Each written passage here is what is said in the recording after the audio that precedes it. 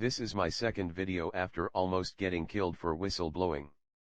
You can watch my first video for more information about my situation. A lot has happened since the last video was made. I finally made it to a place which should be safe for a while. I am staying in a nice cabin with snow-covered mountains and a bright warm fire in the fireplace. There are certain theories put forth by the flat earth community to explain certain things. Some are close, but many miss the mark in explaining how the global earth delusion is made. Over the next few weeks, I want to provide some of the inside evidence before something happens to me. This week, I want to go into a very non-technical discussion of satellites, what they are, and how they work in a flat earth model. Before I start, I want you to know that I have been in contact with both WikiLeaks and the Guardian newspaper concerning the release of absolute proof that I have managed to obtain. Both have expressed their great concern about leaking this information. Their experts are looking into the risk involved. I hope things work out, but we must remain aware that there are people on the inside of every industry that will do what they can to stop exposure of their world. This information is very dangerous for me because a lot of people will be exposed. One thing to consider is the economic impact that exposure to all of the deception will cause. I have considered this, and the exposure of the lies is more important than the short-term effects. As I said, I want to begin a discussion on satellites today. There are all sorts of explanations about satellites, which has been a thorn in the side of the flat earth community. Some people might suggest they are actually balloons similar to weather balloons, or aircraft, while some say they even exist and float around above the earth. Still others claim they do not exist at all and we really get all of our satellite signals from the ground. This is another one of those illusions that is in plain sight, and I am a bit surprised at the flat earth community because they are very good at discerning the truth, but this one, I don't believe anybody has quite figured out. Satellite uplink and downlink dishes are real. The uplink beams a signal toward the sky, and the downlink receives a signal, and that signal actually comes from the sky and not the ground. Any electronic technician can tell you why a dish would have to pick up a signal from the sky, due to the way they are made, and they have to be aligned to an exact location in the sky. So, if there are no satellites, where does the signal come from? A balloon? Everybody by now should know that balloons are pushed by the winds. Satellite antennas that are used for geostationary satellites do not move. Can you imagine what a nightmare it would be to make the illusion of satellites by putting up balloon after balloon to keep at least one in front of all of the satellite dishes?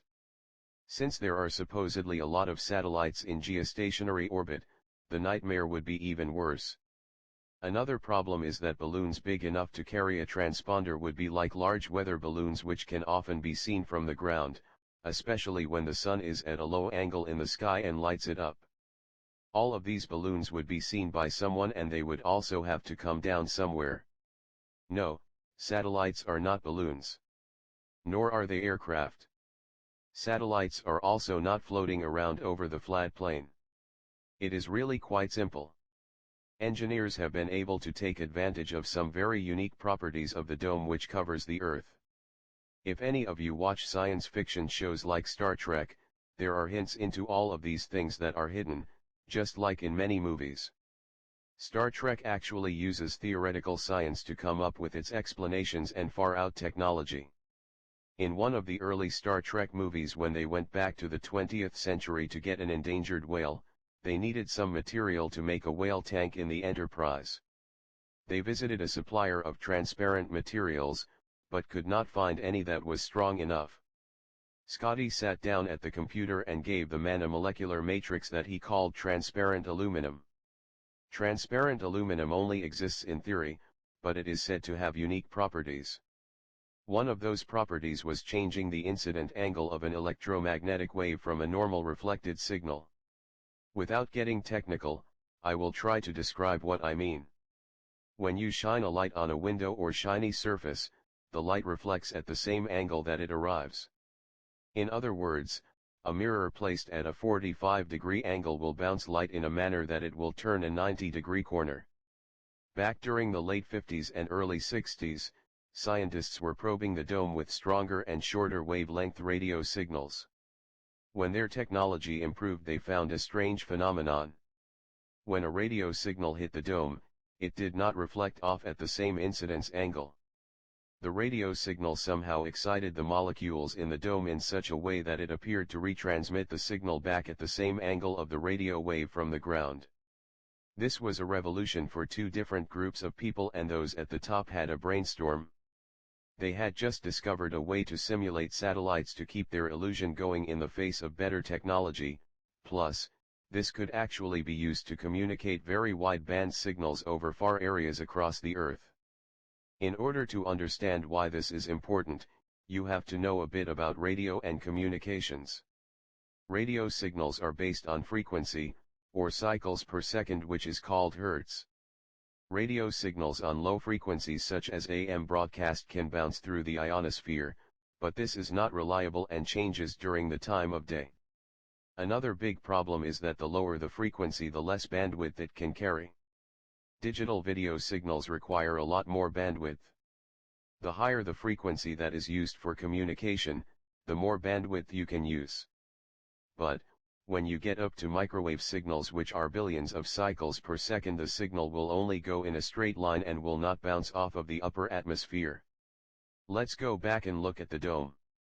Because of the unique properties of what we engineers call coherent reflection, satellite dishes can uplink a signal to the dome and it will reflect back down along the same path.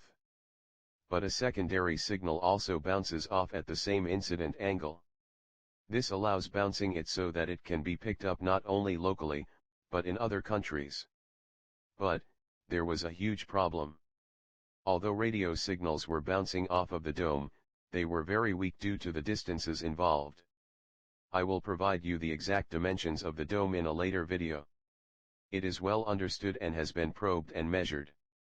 Another characteristic that was shown in the transparent aluminum model was related to its electrical charge and its excitability to enhance radio signals that it reflects by resonant molecular motion. If only a way to add a small electrical charge to the dome could be figured out, but this was obviously beyond their capabilities. At least until hydrogen bomb tests in the 50s proved that strong electromagnetic signals called EMP pulses are created with bursts at high altitudes. Secret discussions between the United States and the Soviet Union were held after the scientists determined that with a specified number of upper atmospheric air bursts were planned. To this day, I do not know the exact number. The Soviets and Americans set off several at different locations to make this work. These started in 1958, and the first commercial use of a fake satellite by private industry occurred when Echo 1 was supposedly launched in 1960. After the final charging bursts were fired in 1963, the second fake Echo was launched, while an uplink-downlink were provided for international live television signals between Europe and the United States. The atomic tests worked exactly as the engineers predicted, but there is a problem that has started. Although the charge lasts for years, even decades, it is beginning to drop. The physics of the way the charge works is not linear, so as it drops, the reflected signals do not drop, until this charge gets below a certain level. Since atomic tests have been supposedly banned, scientists had to come up with another reason to set off a few atomic booster bursts to keep the charge above this threshold. They had to figure out another way to explain to people why they were setting off atomic bombs in the sky. Along came a new idea: what if the Earth was threatened by something, and what better thing than an asteroid? Of course, both Russia and the United States could design and implement nuclear-tipped rockets to either destroy and nudge a large asteroid over. All of a sudden there are asteroids passing between us and the moon, making near misses. This is a planned programming of the population, so that when the time comes to set off a few more atomic bombs that can be seen from the ground, there will be no question what they are used for. Just like the global illusion. We have come a long way since the first television broadcast that supposedly used the Echo satellite, which was a large inflatable balloon covered with mylar and flashed aluminum. Once they discovered the dome could be used for radio communications, there was a need for more channels and thus more satellites. This is where a big problem for engineers occurred. When the signal hit the dome and reflected, it spread out and it was impossible to reflect different signals within a few degrees of each other off of the dome. Engineers who had developed radars for the Navy and military had used a system called phased array antennas at microwave frequencies to scan very narrow beam radar signals up and down. I do not want to go into detail on this video because it requires a lot of math. If there are those of you who have technical questions about this, please comment and I will provide you with more information. Suffice it to say that by using phased array antenna techniques they were able to send signals into the adjacent spots that are 180 degrees out of phase, which cancel the spreading effect. This allows the engineers to put more of the imaginary satellites up and also provide industry with a lot of bandwidth and communications. So satellites are fake, but then again, they are not. The dome, with its unique characteristics, allows this illusion to exist, and also the billion-dollar satellite communications industry.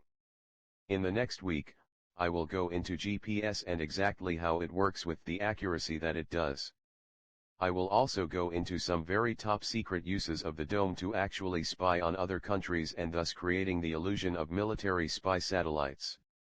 Finally, I will cover microwave links on the Earth and explain why they actually do use Earth curvature when they design a path, but why this is an illusion that was built in to fool the average electronic engineer.